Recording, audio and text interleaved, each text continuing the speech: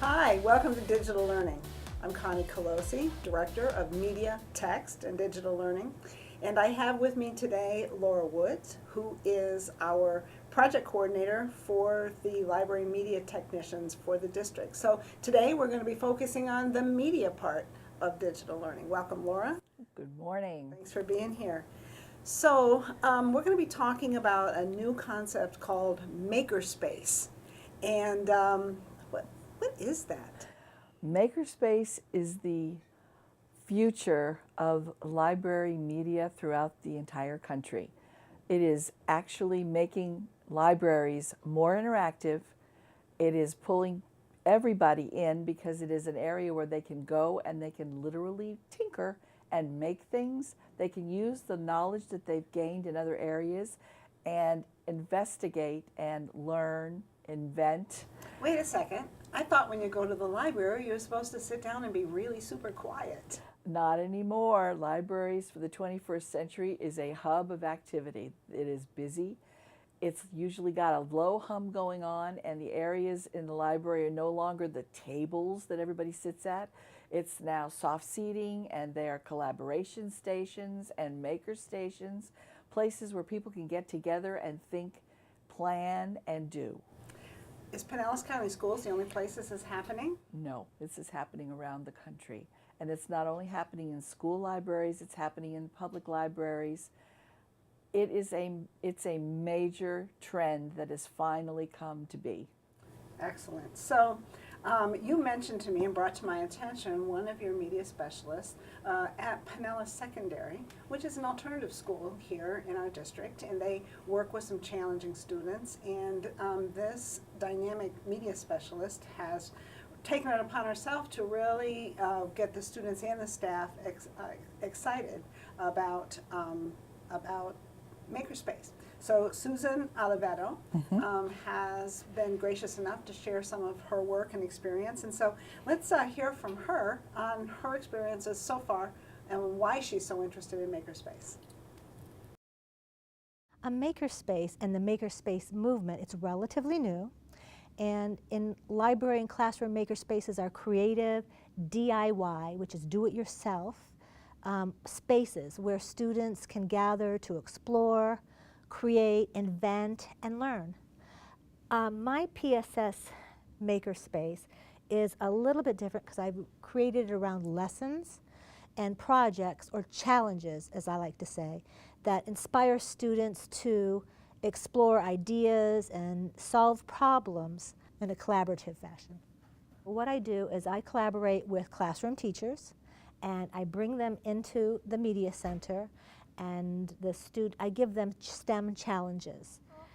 For example, I might have an English in ELA class read an article on skyscrapers and the possibilities of how high engineers can build skyscrapers today, theoretically. And they do their text marking and answer text-dependent questions and write about the article that they've read in class. Then the following day I bring them into the media center, and then I give them that possibility themselves with an engineering challenge. I'll give a team of students one package of pipe cleaners and give them the challenge: how tall can you build your tower given this amount of pipe cleaners?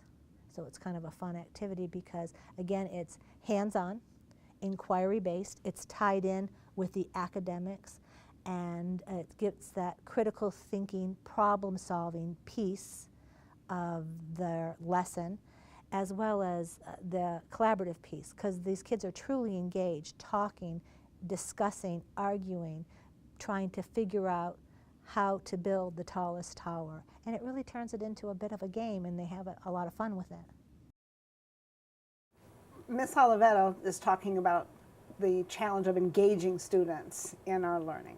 And, you know, we are working with students on helping them to grapple with complex texts, helping them to answer text-based questions, how to help them get interested and make their reading real, and really connecting it back to not only the ELA standards, but then also some science and math. And really the key to this is student engagement. Right. because the kids, once they've learned a piece in the classroom, if they don't use it, it doesn't stick. But if they are given the opportunity to use that information and solve a real world problem of some kind, even if it's a simple thing like building a skyscraper, this is something they'll remember for the rest of their lives, because it's that kind of a mental image that they have impacted in their heads. So she shares with us some work that she did with her students, and she showed this to the teachers that she was working with in this training. Let's hear her talk about her students and their engagement. Here's a team right here. See how they're starting out on the same project, but look at their body proximity, how far away they are from each other. But now as they're getting engaged, they're moving a little bit closer together, because now they have to work together to create this product. And again, even closer. Look at this one student, he's out of his seat already. Okay, this is what you want to see. This is total engagement. And their hands are moving, their eyes are focused. Look at this, even when they're looking up at the competition, some previously completed projects, they're both looking up in unison, right? They're on the same page. And again, hands together, working, eyes focused on the task. Look at that body language. The facial expression is concentration. And then look at this anticipation as they're measuring their final product. So that's what I'm looking for in terms of body language. So if you're going to measure, and then again, the written reflection. They're really focused on, okay, writing that final scale and reflection. So she talks about having the kids go back, and so now they've read the article, they've done this hands-on activity, and then they write about what they have learned.